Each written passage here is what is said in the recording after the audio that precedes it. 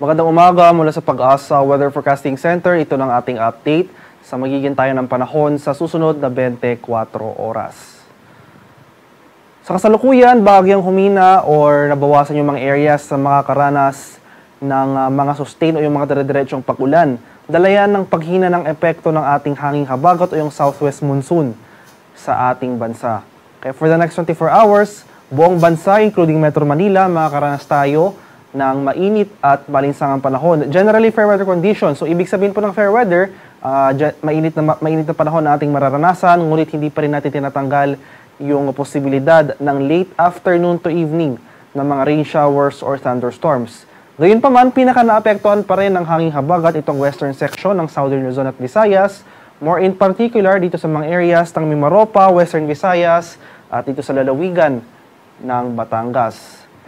And for the next 3 to 5 days, since inaasahan nga natin or hindi natin tinatanggal yung posibilidad na magiging offshore yung mga pag-ulan na dala ng habagat, so posibleng hindi umabot yung mga pag-ulan na dala ng southwest monsoon sa ating bansa, ay magpapatuloy itong generally fair weather conditions sa malaking bahagi ng kapuluan, pero mataas pa rin yung tsansa ng thunderstorm activity pagsapit ng hapon hanggang sa gabi.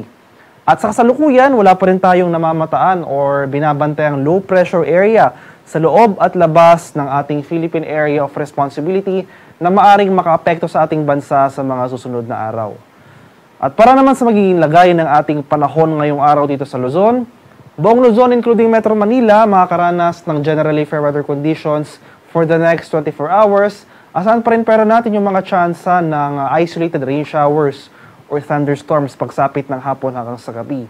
At ngayong madaling araw pa lamang, may naitala na tayong thunderstorm activity dito sa Metro Manila area and nearby provinces. O dito sa Metro Manila, sa area ng Central Luzon, ilang areas rin ng Calabarzon, ngayong madaling araw nakakaranas na tayo ng mga thunderstorms. So panandalian lang yung mga pag-ulan na dala ng thunderstorms na ito. So inaasahan natin na pagsapit ng umaga hanggang sa tanghali ay improving weather conditions na ang ating inaasahan at mainit at malinsangang panahon na ang ating mararanasan for that time period.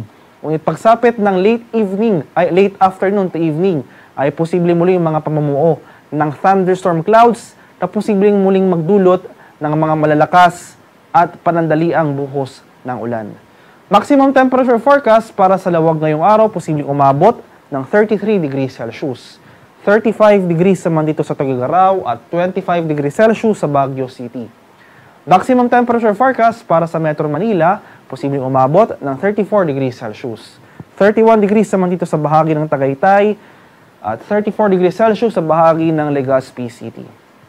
Sa areas naman ng Palawan, Visayas at dito sa Mindanao, so ngayong madaling araw rin, may mga thunderstorm activity tayo na itala sa area ng Mindanao. So itong malaking bahagi ng Mindanao, nakakaranas tayo ng thunderstorm activity at panandalian na rin po yung mga pag-ulan na ito. So improving weather conditions muli from umaga to tanghali and pagsapit ng hapon to gabi, makakaranas po muli tayo ng tsansa itong mga localized thunderstorms sa area ng Mindanao. And gayon pa man, generally fair weather conditions po ang ating inaasahan for this forecast area. So Palawan, Visayas at Mindanao. And inaasahan pa rin natin ang mataas na maximum temperatures pagsapit ng tanghali hanggang sa hapon. Maximum temperature forecast para sa Kalayaan Islands at Puerto Princesa ngayong araw, posibleng umabot ng 32 degrees Celsius. 32 degrees naman dito sa Iloilo City, 33 degrees Celsius sa bahagi ng Cebu at 34 degrees Celsius sa Tacloban area. Maximum temperature forecast ngayong araw dito sa Cagayan de Oro, posibleng umabot ng 33 degrees Celsius. 34 degrees naman dito sa area ng Davao at 33 degrees Celsius sa bahagi ng Zamboanga City. At sa kalagayan naman ng ating karagatan, wala pa rin nakataas na gale warning sa anumang baybay na ating kapuluan at light to moderate to pag-alon na ating inaasahan sa malaking bahagi ng ating bansa. At iba yung pag-ingat pa rin po sa ating mga kababayan na maglalayag sapagkat kung meron tayong offshore thunderstorm activity, ito yung mga pag-ulan sa ating mga dagat baybayin, especially dito sa western section ng ating bansa. Dahil kasalukuyan umiiral itong hanging habagat, asahan natin ang bahagyang paglakas ng mga hangin, kaakipot ito ang bahagyang pagtaas ng ating mga alon. At ang haring araw dito sa Kamaynilaan ay sisikat mamayang 5:27 ng umaga at lulubog naman mamaya sa 6:27 ng hapon.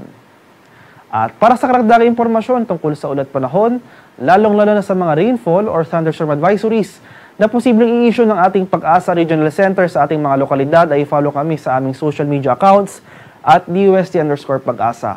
Mag-subscribe rin kayo sa aming YouTube channel sa DUST Pag-asa Weather Report at palaging bisitahin ang aming official website sa pag-asa.dust.gov.ph. At yan lamang pong latest mula dito sa Pag-asa Weather Forecasting Center. Magandang umaga sa ating lahat. Ako po si Dan Villamay Lagulat.